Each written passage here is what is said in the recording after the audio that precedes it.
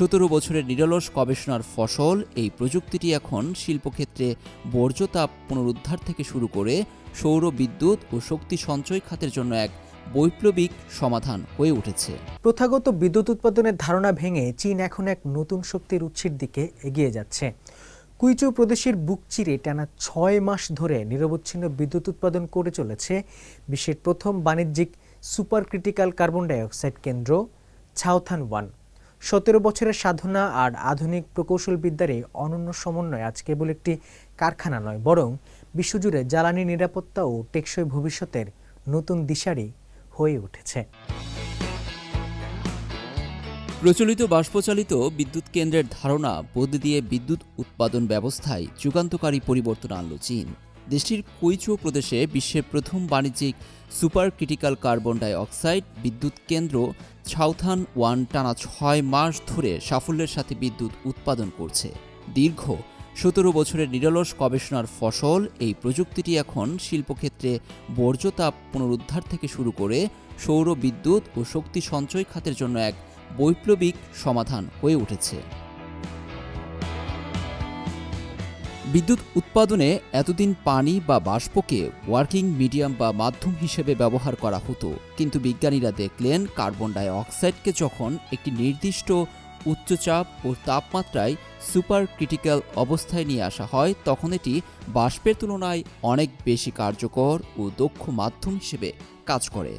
এর ফলে বিদ্যুৎ কেন্দ্রের আকার যেমন ছোট করা সম্ভব, তেমনি উৎপাদন সক্ষমতাও উল্লেখযোগ্য হারে বৃদ্ধি পায়। এই প্রযুক্তির পেছনে কারিগর হলেন চীনের ন্যাশনাল নিউক্লিয়ার কর্পোরেশনের প্রধান বিজ্ঞানী হুয়াং ইয়াংপিং এবং তার তরুণ গবেষক দল। 17 বছর আগে যখন হুয়াং এই প্রকল্পের কথা ভাবেন, তখন বেশিরভাগ মানুষই একে অবাস্তব বলে উড়িয়ে দিয়েছিল। সে সময় অধিকাংশ মানুষের ধারণা ছিল এই প্রযুক্তির কোনো ভবিষ্যৎ নেই। আমরা সব জায়গা থেকে কেবল নেতিবাচক সাড়া পেয়েছিলাম। কিন্তু দমে যাননি হুয়াং। কোনো তাত্ত্বিক মডেল বা পূর্বের ডেটা না থাকা সত্ত্বেও 35 বছরের কম বয়সী তরুণদের নিয়ে গঠিত এই দলটি নিজেদের চেষ্টায় তাত্ত্বিক কাঠামো তৈরি করে এবং ধাপে ধাপে ডেটা সংগ্রহ করে। তাদের অদম্য জেদ আর বিজ্ঞানী সুলভ মানসিকতাই এই অসম্ভবকে সম্ভব করেছে। গবেষণাগার থেকে বাস্তব কারখানায় প্রযুক্তিটি রূপান্তর করা ছিল অত্যন্ত ব্যয়বহুল এবং মানসিকভাবে চ্যালেঞ্জিং। প্রকল্পের অনসাইট টেকনিক্যাল ডিরেক্টর চাও শুয়েন বিং জানান, তারা এমন এক পথে হাঁটছিলেন যেখানে আগে কেউ কখনো যায়নি। প্রথমবার টারবাইন ঘোরানোর সময় প্রকৃত ডেটা আমাদের হিসেবের চেয়ে অনেক আলাদা ছিল। কেন এমন হচ্ছে তা বুঝতে না পেরে আমাদের পুরো পরিকল্পনা বাতিল করে নতুন করে সবকিছু পরীক্ষা করতে হয়েছিল। সেই সময়টা আমাদের আত্মবিশ্বাসকে চরমভাবে পরীক্ষা করেছিল। কঠোর পরিশ্রম আর অনিশ্চয়তার দোলাচলে কাটতে থাকে সময়। টারবাইন চালু করতে গিয়ে ডজনেরও বেশিবার ব্যর্থতার সম্মুখীন হতে হয়েছে।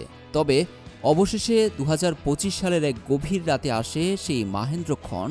টারবাইনটি সফলভাবে বিদ্যুৎ উৎপাদন শুরু করে। চাওয়ের ভাষায়, পাওয়ার জেনারেশনের মুহূর্তটি ছিল অবর্ণনীয়। আমরা একে অপরকে জড়িয়ে ধরে কেঁদে ফেলেছিলাম। আমরা একে অপরকে কেবল জিজ্ঞাসা করছিলাম, আমরা কি সত্যি এটা করতে পেরেছি? ছাওথান-1 প্রকল্পটি বিদ্যুৎ উৎপাদন দক্ষতা 85% বেশি বৃদ্ধি করতে সক্ষম হয়েছে। এর বহুমুখী প্রয়োগ সম্পর্কে হুয়াং বলেন, এই প্রযুক্তির সবচেয়ে বড় মূল্য হল এটি মানবজাতিকে শক্তি ব্যবহারের আরও দক্ষ পথ দেখাচ্ছে। বর্তমানে কৃত্রিম বুদ্ধিমত্তা বা এআই এর জন্য বিদ্যুতের যে আকাশচুম্বী চাহিদা তৈরি হচ্ছে, তা মেটাতে এই প্রযুক্তি কার্যকর সমাধান হতে পারে। শিল্প কারখানার বর্জ্যতাপকে কাজে লাগিয়ে বিদ্যুৎ উৎপাদন থেকে শুরু করে সৌরতাপীয় বিদ্যুৎ এবং আধুনিক শক্তি সঞ্চয় ব্যবস্থায় super critical carbon die oxide প্রযুক্তি একটি নতুন মাইলফলক। এটি কেবল চীনের জ্বালানি নিরাপত্তায় নিশ্চিত করছে না, বরং বৈশ্বিক জ্বালানি সাশ্রয়েও যোগ করছে নতুন মাত্রা। কুইচৌ প্রদেশের গহীন কোণে গড়ে ওঠা এই ছোট স্থাপনাটি আজ বিশ্ববাসীকে দেখাচ্ছে শক্তির এক নতুন ও সবুজ ভবিষ্যতের স্বপ্ন। লুৎফর কবির, সিএমজি বাংলা।